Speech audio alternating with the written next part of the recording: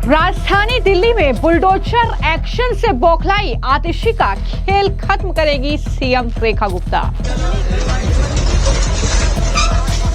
दिल्ली विधानसभा में प्राइवेट स्कूलों की फीस से जुड़ा बिल होगा पेश।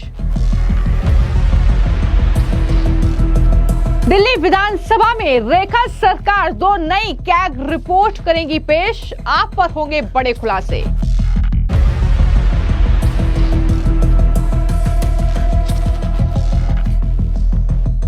दिल्ली विधानसभा का मॉनसून सत्र शुरू होने जा रहा है, जहां एक तरफ रेखा गुप्ता सरकार ने कई महत्वपूर्ण बिल पेश करने की तैयारी कर ली है, वहीं आम आदमी पार्टी और उनकी नेता आतिशी से लेकर तमाम विधायक बुलडोजर एक्शन पर सरकार को घेरने की जाहिर तौर पर कोशिश करेंगे। लेकिन इससे पहले ही सीएम रेखा गुप्ता ने बड़ा प्लान तैयार कर लिया है। प्राइवेट स्कूलों की फीस बढ़ोतरी को नियंत्रित करने के लिए विधेयक विधानसभा में पेश किया जाएगा। सत्र में 2 महत्वपूर्ण कैग रिपोर्ट भी टेबल पर रखी जाएंगी। ये जानकारी भी सीएम रेखा गुप्ता की तरफ से दी गई है। मॉनसून सत्र शुरू होने से पहले दिल्ली विधानसभा का सीएम रेखा गुप्ता ने मीडिया से बातचीत की और क्या जानकारी दी है, जरा सुनिए।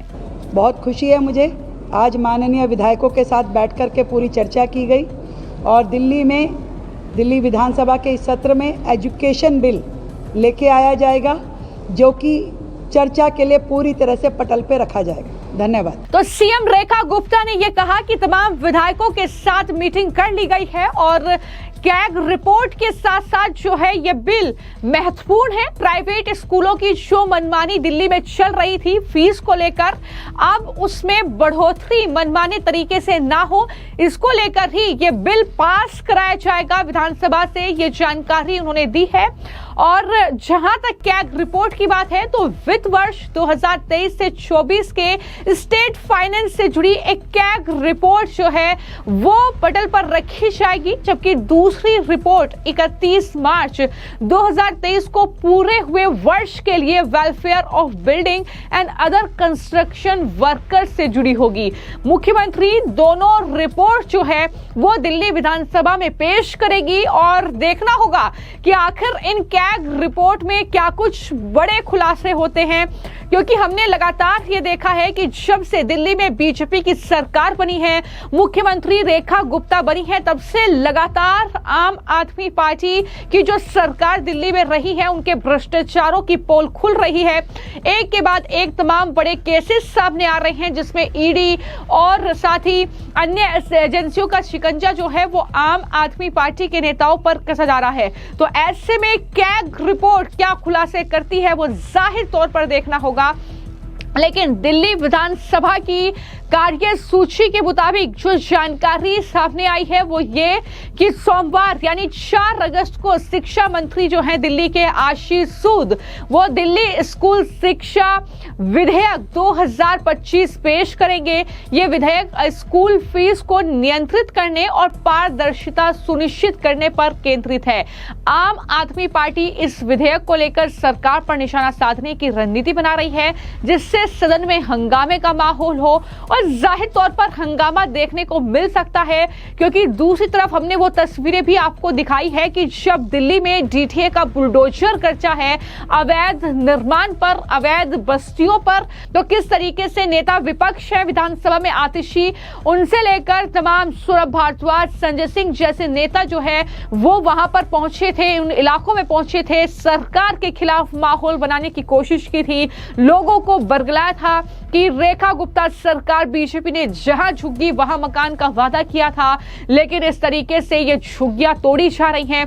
तो इस खबर को लेकर, इस चीज को लेकर भी हंगामा जो है वो विधानसभा में हो सकता है, ऐसी जानकारी लगातार मिल रही है।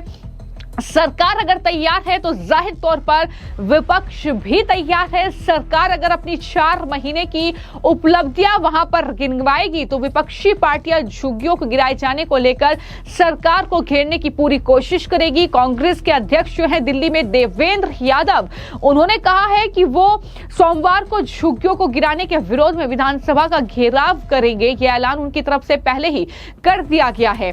तो तैयारी पूरी विपक्ष की भी लग रही है, लेकिन वहीं पर हाल ही में जो सीएम रेखा गुप्ता ने बड़ा ऐलान किया है, उन्होंने ये कहा है कि जो फ्लैट्स दिल्ली में बनाए गए थे इन्हीं झुग्गी वासियों के लिए जो शायद केजरीवाल की सरकार में नहीं मिल पाए, अब वो जर्जर हो चुके हैं, लेकिन उनके लिए 200 करोड़ का बजट अब जारी किया गया है उन्हीं के सुधार के लिए, और फिर उसके बाद वो झुग्गी वासियों को दिए जाएंगे। इस तरीके से कुल 50,000 फ्लैट्स हैं दिल्ली में जो कि झुग्गी वासियों को मिलेंगे। और सीएम रेखा गुप्ता ने यह भी कह दिया है कि जब तक ये झुग्गी वासियों के पुनर्वास का हम काम नहीं कर लेते तब तक दिल्ली में डीटीए क्या, रेलवे क्या, ये तमाम एजेंसी जो बुलडोजर की कार्रवाई कर रही है वो नहीं करेगी।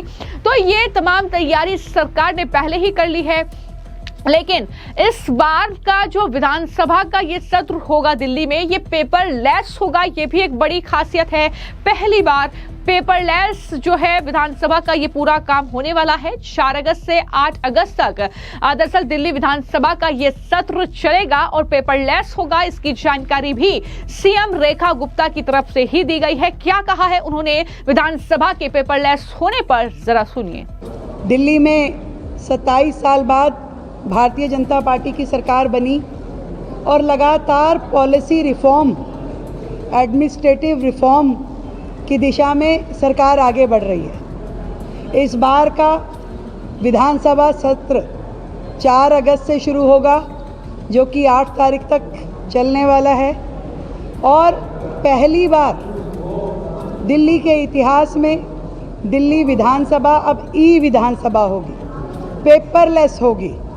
ये अपने आप में बहुत बड़ा कार्य है जिसको इतने छोटे समय में हमने दिल्ली विधानसभा के लिए पूरा किया।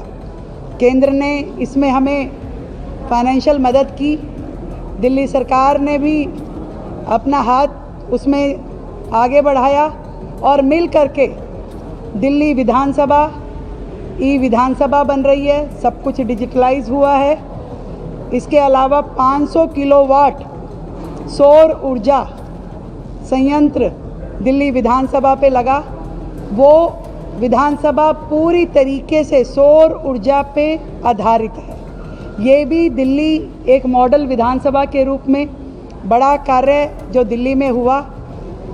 ये सभी चीज़ें लगातार पॉलिसी रिफॉर्म की दिशा में आगे बढ़ रही हैं। दिल्ली सेक्रेटेरिएट भी पूरी तरीके से हम डिजिटलाइज कर चुके हैं।